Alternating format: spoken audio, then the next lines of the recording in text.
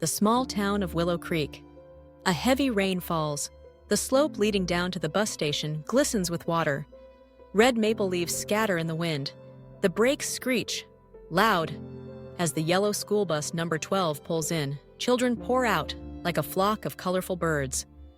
But among the noise and laughter, one figure stands still, small, trembling. Emily Carter, 9 years old, clutching her purple backpack, her raincoat soaked through, her eyes cast down. An elderly man with silver hair, a gray wool coat, Michael Grant, walks slowly toward her. He raises a black umbrella, leaning down. "Hey, it's warmer under this umbrella than in the rain." Emily startles, gives a tiny nod. They walk together under the shelter of Maple and Ink Bookstore Cafe, the air filled with coffee and cinnamon. Just then, Sophie Turner, the town librarian, opens the door, calling out, "Mr. Michael, fresh waffles just came out." Michael doesn't answer right away, because he hears a whisper, thin as torn wind, right beside him. Emily lifts her tear-filled eyes, lips shaking. He hurts me. Every day." The last word breaks. Michael freezes, his heart pounding. Sophie catches the look. She stops, shocked. Michael kneels down.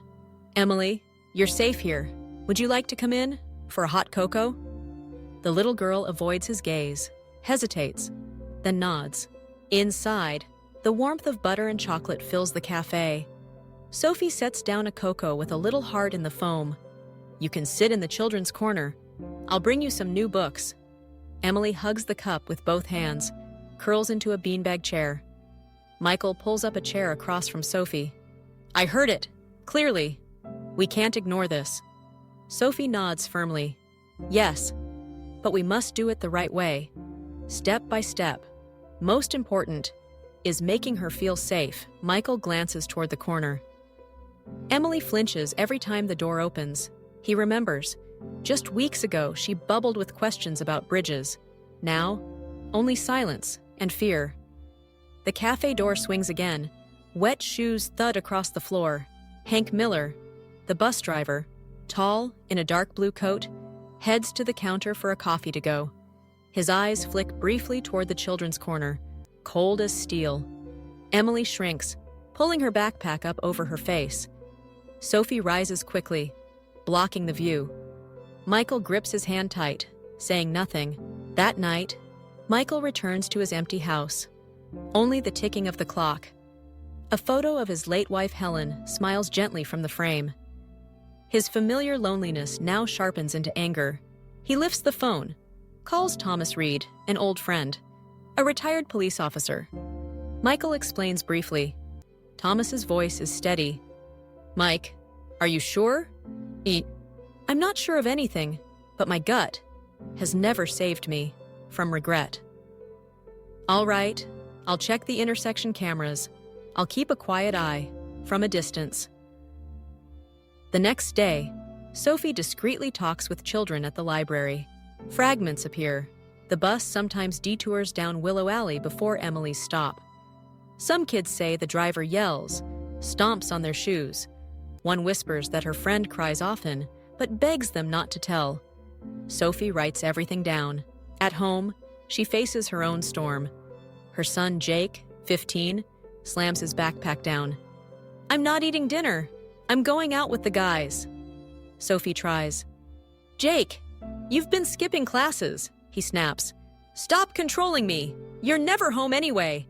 The bedroom door slams. Sophie stands frozen, then writes in her notebook, "Don't protect someone else's child while forgetting your own." Days later, Thomas sends photos, the bus idling in a dark alley, for 3 minutes. He hands Michael a small recorder. "Use only, with the guardian's consent." Michael meets Emily under a red maple. He kneels to her eye level, holds out a green compass keychain. "This is the compass of courage. It doesn't point north. It reminds you there's always a safe direction, but it only has magic, if you promise to use it, to tell the truth." Emily stares, closes her hand tight around it, and nods. In her eyes, a flicker of light. A school meeting follows. Principal Collins, Counselor Rivera, district officials, Michael, Sophie, and Brenda. Emily's mother. Brenda looks drained. Does my daughter have to testify? Rivera. We'll have doctors, child psychologists, minimize her burden.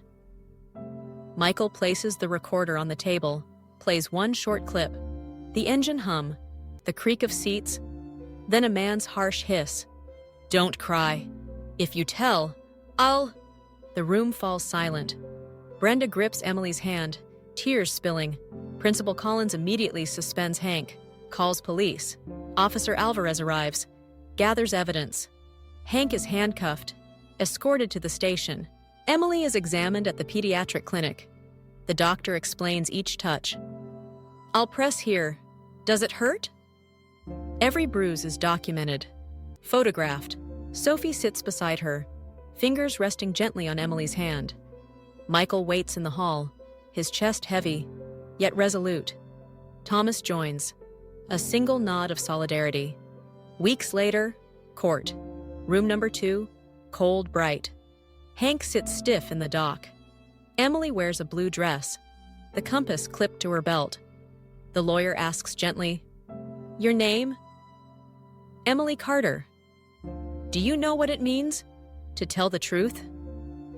It means saying exactly what happened. On the bus, what scared you? Emily swallows. He pulled my arm, stepped on my sandals, said if I told, he'd...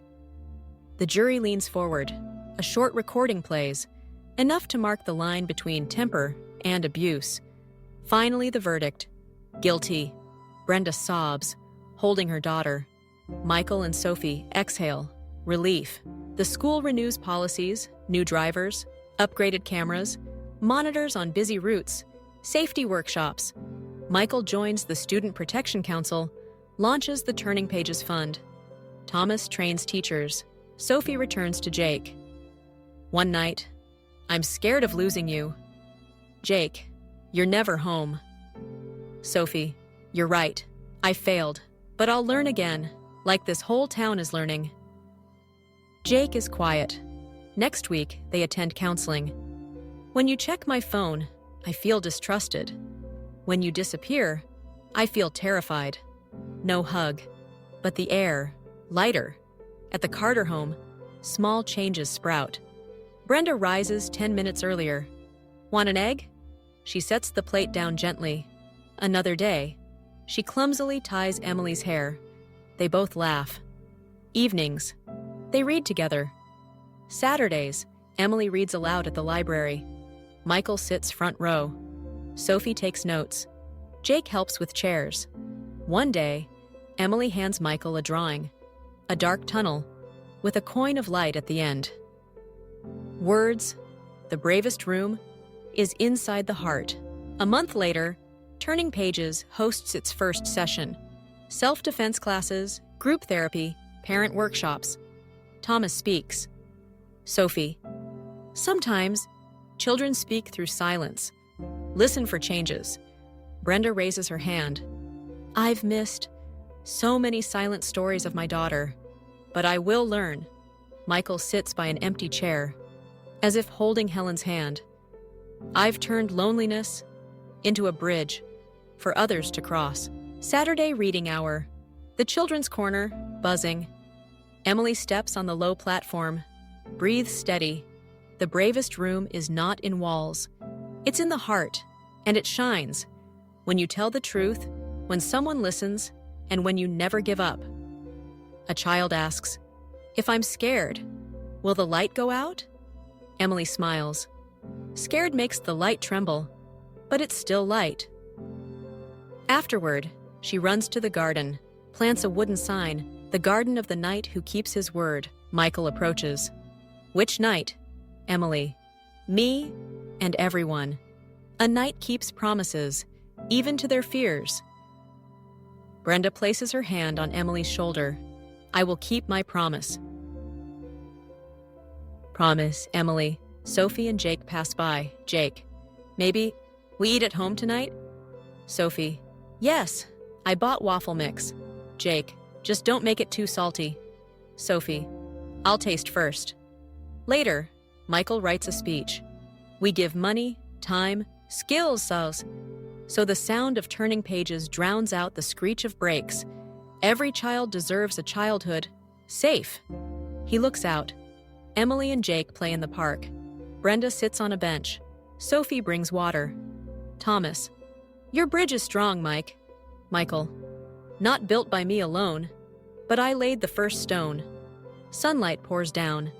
Emily runs with a book.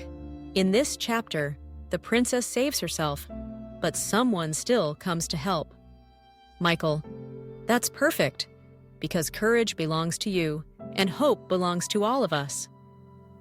Laughter rises, drifting across porches, planting seeds of light, and somewhere, the bravest room shines again.